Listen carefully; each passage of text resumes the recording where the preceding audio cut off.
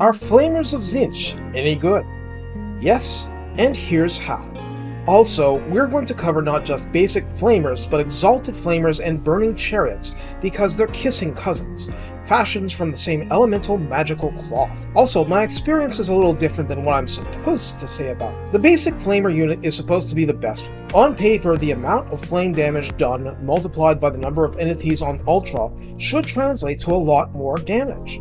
This is under the assumption that all of the flames hit the same target.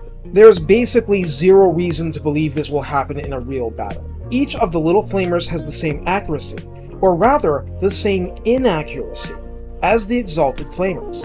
If 12 little flamers fire at the same target, the flames are going to cross like Ghostbusters crossing the beams, and unfortunately without any positive effects.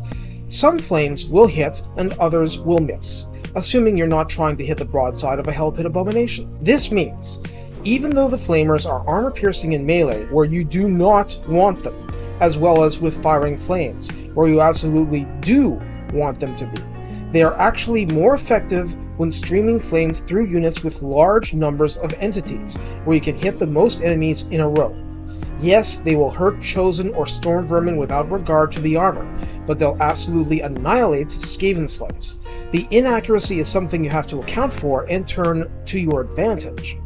For instance, if a cultist of Tzeentch summons a Lord of Change with his skill tree Greater Gate skill, and you send the Lord into a blob, using 4 flamer units to fire indiscriminately, pun totally intended, into the blob.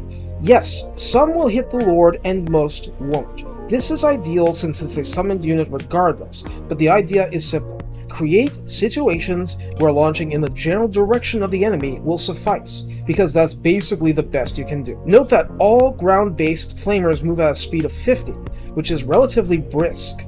They're fragile and using them is risky, but if they can get set up and set a blob on fire, they really help break units faster and reduce overall damage to your army, so use them where you can. Note they are awful at hitting targets on walls, they cannot climb walls, and they benefit from flat ground or gentle inclines. On paper, Exalted Flamers do less damage, but in reality, they often do just as well on their own. As single entities, I find they're harder to bust up in melee, but easier to focus down, and any good ranged units, even basic high elf archers, will wreck them in large enough numbers. This is a normal cause of death for Kairos' starting Exalted Flame. The thing is, in a long battle, the almost double ammo the Exalted Flamer has lets him really rack up the damage. His longer range lets him open up at longer ranges.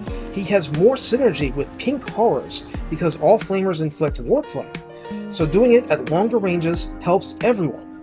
And the inaccuracy actually helps the Exalted Flamer to do broad damage to an infantry unit.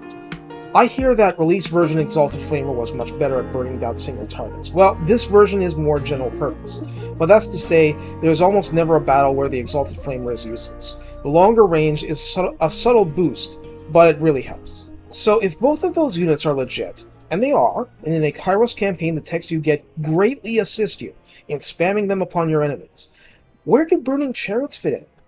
That is, an Exalted Flamer on a burning chariot.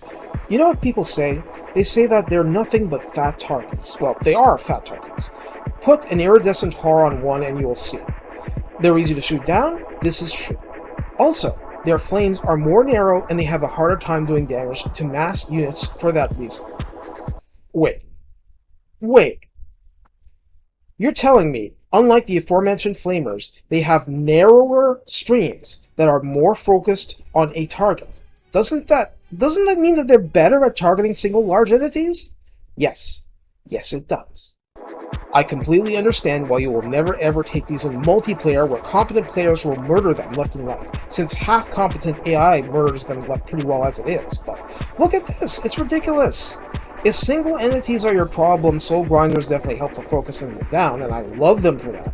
But this is pretty good too. For opening salvos, it's pretty good. It's a specialized job, and they do not have the expanded ammo capacity of the Exalted Flamers, quote-unquote. Nonetheless, it is a purpose, and the fact is, you will get much better results doing this than trying to spray infantry formations. The smaller the number of entities, the better. One thing to remember for all types, once they're out of ammo, or if forced to, they can fight in melee. Their melee is armor-piercing and inflicts warp flame. Yes, they're fragile, but until the final moment they are done, they are damaging and weakening your enemies. This is especially true for the burning chariot, which might be a big fat target to archers, but has much, much more mass to throw around than melee. The disruption potential is ridiculous. They're an acquired taste, but remember, the armor of the target unit doesn't matter to them. With flamers, the risk always has to be weighed against the reward. Take care.